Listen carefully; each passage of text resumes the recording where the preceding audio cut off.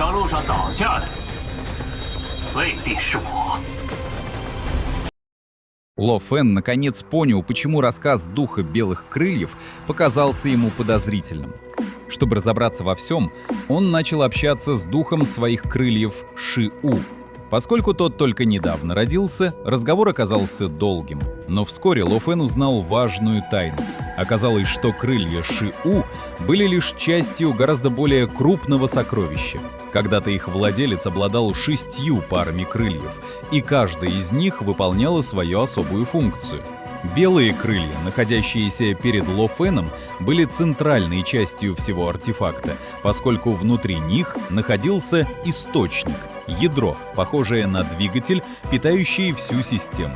Дух Ши-У также рассказал, что для признания хозяина белые крылья предъявляют чрезвычайно высокие требования.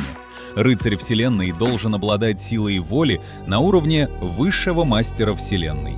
Ло Фэн сразу понял, что дух белых крыльев солгал ему раньше, намеренно занизив требования.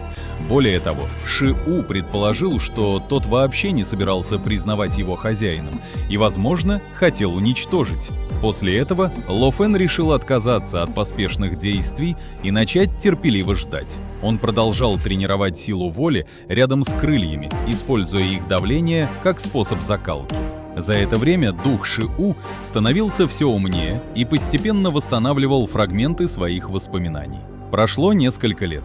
Дух белых крыльев несколько раз пытался уговорить Ло Фэна пожертвовать ему ценные сокровища для восстановления, но тот каждый раз отказывался. Он понимал, что сначала должен добиться признания хозяина, а уже потом помогать артефакту. Наконец, дух белых крыльев заявил, что готов признать Ло Фэна хозяином и выпустил наружу якобы свой основной источник. Однако Ши-У сразу заметил обман. Это оказался не настоящий источник, а ловушка. Внутри скрывалось смертельно опасное лезвие, которое должно было убить Ло Фэна в момент попытки подчинить крылья. После разоблачения обмана духа белых крыльев Ло Фэн окончательно убедился, что все это время его пытались заманить в ловушку.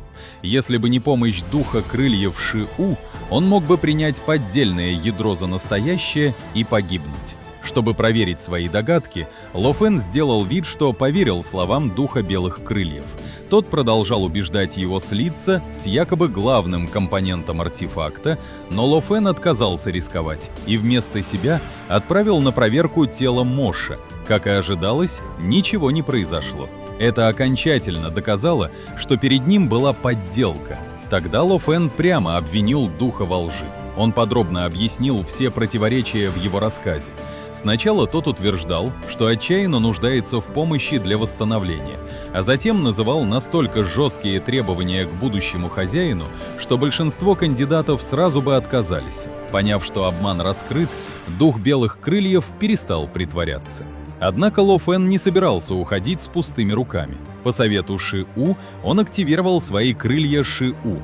Внезапно из звездной башни вырвались 4 огромных серебряных крыла и начали поглощать окружающий свет, который исходил от источника белых крыльев.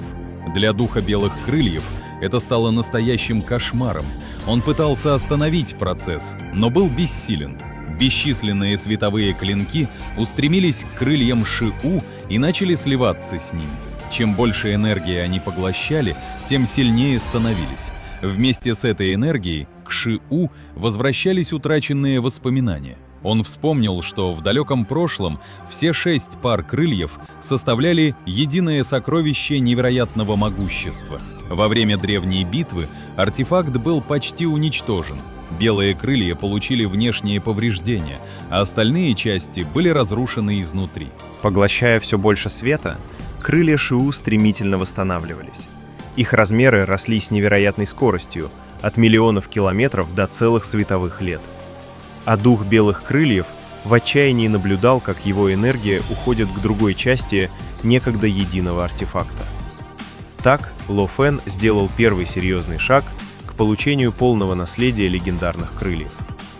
После восстановления 2 пар крыльев Ши-У Ло Фэн получил огромное преимущество. Оказалось, что в древней битве изначальные крылья Ши-У были разделены на 6 пар, и каждая из них получила серьезные повреждения. Белые крылья сохранили источник энергии и смогли частично восстановиться самостоятельно, а остальные пары долгие эпохи дрейфовали по опасным местам океана Вселенной, постепенно разрушаясь все сильнее. Теперь же крылья Шиу начали активно поглощать энергию источника белых крыльев. Дух белых крыльев пришел в ярость и пытался остановить этот процесс, но ничего не мог сделать. Шиу, наоборот, радовался каждому новому потоку энергии и сообщал Ло Фэну о ходе восстановления. Сначала было восстановлено 10%, затем 30%, 40%, и вскоре больше половины повреждений исчезло. Спустя почти 30 часов непрерывного поглощения энергия древнего источника позволила полностью восстановить 2 пары крыльев. Однако Ло Фэн узнал важную деталь. Даже в идеальном состоянии эти 2 пары открывали доступ лишь к первым 2 формам всего сокровища. Чтобы раскрыть полный потенциал крыльев Шиу, необходимо собрать все 6 пар. К сожалению, захватить белые крылья по-прежнему не удалось. Их настоящий источник так и не покинул пределы артефакта, а без него Ло Фэн не мог заставить сокровище признать себя хозяином. По словам Шиу, остается лишь ждать момента, когда сила воли Ло Фэна достигнет необходимого уровня. Понимая это, Ло Фэн решил не покидать опасную зону. Белые крылья постоянно излучали мощнейшее духовное давление, которое идеально подходило для тренировки силы воли. Он уменьшил звездную башню до размеров пылинки и начал долгие годы совершенствования. Так прошло 1200 лет. За это время звездная башня медленно приблизилась к белым крыльям и, наконец, коснулась одного из древних пятен крови на их поверхности. В этот момент Ло Фэн почувствовал ужасающую ауру, сохранившуюся в крови неизвестного противника. Даже спустя бесчисленные эпохи ее сила оставалась настолько огромной, что поражало воображение.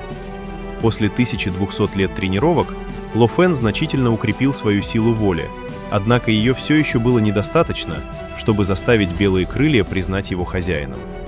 По словам Шиу, сейчас его уровень соответствовал обычному мастеру Вселенной, тогда как для подчинения этого сокровища требовалась сила воли высшего мастера Вселенной. Понимая, что дальнейший прогресс займет слишком много времени, Ло Фэн решил временно оставить попытки завладеть белыми крыльями. Перед уходом он испытал полностью восстановленные крылья Шиу. Результат превзошел все ожидания. Активировав Золотое Царство, Ло Фэн обнаружил, что его новая область контроля стала невероятно мощной и по эффективности могла соперничать с лучшими сокровищами подавляющего типа. Пространство на десятки световых лет вокруг оказалось под его влиянием. Во время испытаний он неожиданно обнаружил еще один скрытый проход внутри пространства белых крыльев. Ло Фэн сразу понял, что загадочные крылья не могли появиться здесь случайно, а значит, этот туннель, вероятно, ведет к месту их происхождения. Заинтригованный, он направил звездную башню вперед. Более месяца он двигался через систему древних тоннелей, проходя один световой экран за другим.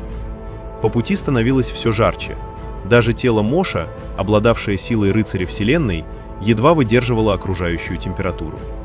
Вскоре жара стала настолько сильной, что могла уничтожить его за считанные мгновения. Ло Фэн продолжал путь только благодаря защите звездной башни. Пролетев десятки световых лет вглубь сектора покосившегося пика, он, наконец, достиг загадочной области, заполненной белым пламенем. Здесь даже божественная сила мастеров Вселенной мгновенно уничтожалась, а само пространство оставалось абсолютно стабильным. Исследуя это место, Ло Фэн обнаружил необычные каменные колонны. Каждая песчинка внутри них скрывала собственное независимое пространство. Подобного он никогда раньше не встречал и не видел ни в одной древней записи. Но вскоре его внимание привлекла одна особенная колонна. Внутри нее находилось нечто настолько необычное, что даже Ло Фэн невольно замер от удивления. Исследуя глубины сектора покосившегося пика, Ло Фэн наткнется на загадочный след когтей, оставленный неизвестным могущественным существом. Эта находка приведет его к древнему наследию, скрытым сокровищам и тайнам существ, о которых не сохранилось ни одной записи. Но что именно он найдет и как это изменит его путь, разберем уже в следующем ролике.